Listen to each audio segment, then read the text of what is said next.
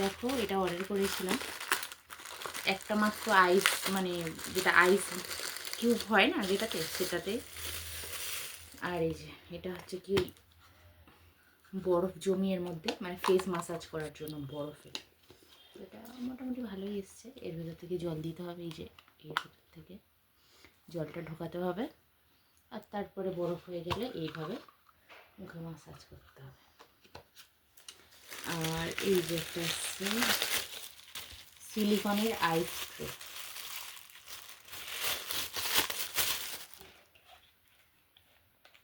এইরকম।